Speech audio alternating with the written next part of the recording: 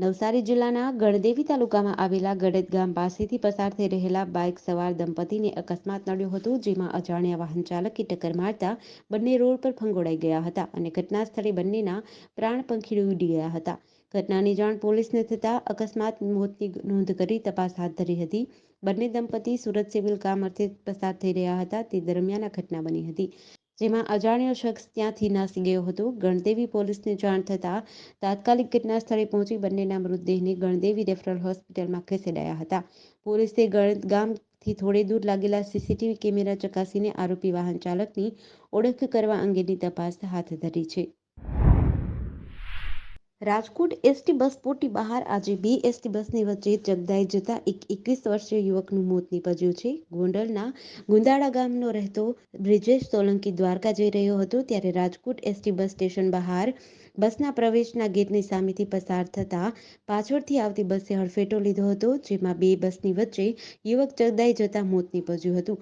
યુવકનું લોહી વહી જતા રોડ પર લોહીનો રેલો ચાલ્યો ગયો હતો. બસ પોર્ટની અંદર થોડા દિવસો પહેલા જ એક વૃદ્ધનું એસટી બસની હડફેટે મોત થયું હતું, ત્યારે ફરી એક વખત આ પ્રકારની ઘટના બની છે. આ બંને એસટી બસની વચ્ચે મુસાફર આવી ગયો હતો અને તેનું ઘટના સ્થળે જ મોત નીપજ્યું હતું. જોકે આ ઘટનામાં જે કોઈની પણ બેદરકારી હશે તેની સામે કડક પગલાં લેવામાં આવશે. રાજકોટમાં આવકવેરા વિભાગ દ્વારા 4 દિવસથી જુદા જુદા બે બિલ્ડરની ત્યાં તપાસ કરવામાં આવી રહી છે, જેમાં 150 કરતાં વધુ અધિકારીઓ દ્વારા 28 સ્થળોએ દરોડા પાડવામાં આવતા કરોડોના હિસાબી ગોટાળાઓ સામે આવ્યા છે. અત્યાર સુધીમાં ₹4 કરોડની રોકડ રકમ અને 20 લોકરો સીલ કરવામાં આવ્યા છે. લોકરો ખોલ્યા બાદ વધુ બેનામી રોકડ અને દાગીના મળવાની શક્યતા છે. આજરોજ 2 માર્ચ અને 5મા દિવસે પણ આઈટી વિભાગની દરોડા કામગીરી યથાવત છે. સૂત્રોમાંથી મળતી વિગતો મુજબ રાજકોટના ઓર્બિટ ગ્રુપના બિલ્ડર વિનેશકુમાર પટેલ, વિપુલ પટેલ, સમીર પટેલ, સંજય વરાસડા, પંકજ વરાસડા અને રસિક પટેલની ઓફિસમાં મંગળવારે દરોડા પાડવામાં આવ્યા હતા. આ દરોડાની કામગીરી સતત 5મા દિવસે પણ યથાવત છે, જેમાં લાડાણી એસોસિએટ્સના બિલ્ડર દિલીપ લાડાણી અને ઉત્સવ લાડાણીની ઓફિસ અને રહેઠાણી દરોડામાં વાંધાજનક દસ્તાવેજો જપ્ત કરાયા છે, તેમજ બિલ્ડરોની સાથે ફાઇનાન્સરો, બ્રોકરો અને અન્ય વેપારીઓને પણ આવકવેરા વિભાગે ઝપેટમાં લીધા છે. ગોધરા ખાણ ખનીજ વિભાગે ખનીજ માફિયાઓ સામે લાલ આંખ કરી રોજબરોજ ગેરકાયદેસર રીતે રોયલ્ટી પાસ વગર સફેદ પથ્થર ભરી હેરાફેરી કરતા ખનીજ માફિયાઓ સામે કાર્યવાહી હાથ ધરી છે, જેમાં મોરવા હડફ તાલુકાના કશનપુર અને ગોધરા શહેરના દાહોદ રોડ પરથી ગેરકાયદે સફેદ પથ્થર ભરીને જઈ રહ્યાની બાતમીના આધારે બાતમીવાળી જગ્યાએ રેડ કરતા બંને ટ્રકમાંથી સફેદ પથ્થર મળી આવ્યા હતા.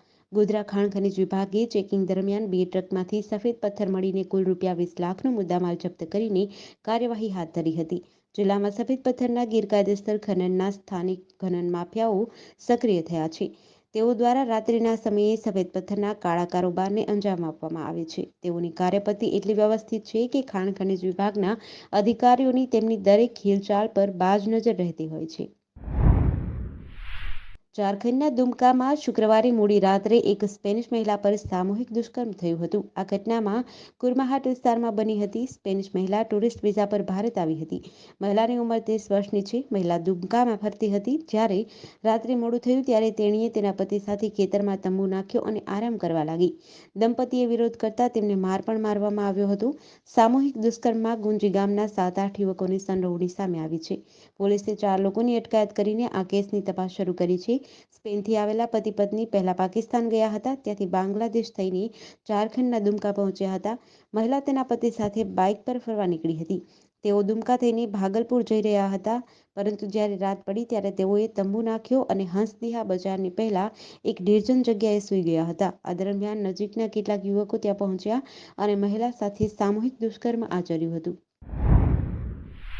દિલ્હીના પૂર્વ બીજેપી સાંસદ ગૌતમ ગંભીર રાજકીય જવાબદારીમાંથી મુક્ત થવા માંગે છે. ગંભીરે શનિવારે પોતાના સોશિયલ મીડિયા હેન્ડલ પર આ અંગે માહિતી આપી હતી. તેમણે ભાજપ અધ્યક્ષ જેપી નડ્ડા, વડાપ્રધાન નરેન્દ્ર મોદી અને ગૃહમંત્રી અમિત શાહને ટેગ કર્યા તેમ જેપી નડ્ડાને રાજકીય જવાબદારીમાંથી મુક્ત કરવા વિનંતી કરી હતી. ગંભીરે રાજકીય જવાબદારીઓ છોડવાનું કારણ પણ જણાવ્યું હતું. લખ્યું હતું કે હવે તે પોતાની ક્રિકેટ સંબંધિત કમિટમેન્ટ્સને પૂર્ણ કરવા માંગે છે. તેણે દેશની સેવા કરવાની તક આપવા બદલ પીએમ મોદી અને અમિત શાહનો આભાર વ્યક્ત કર્યો હતો. ગૌતમ ગંભીર 22 માર્ચ 2019ના રોજ ભાજપમાં જોડાયો હતો. માત્ર 2 મહિના પછી 2019ની લોકસભાની ચૂંટણીમાં ભાજપે તેને પૂર્વ દિલ્હી બેઠક પરથી ઉમેદવાર બનાવ્યો હતો.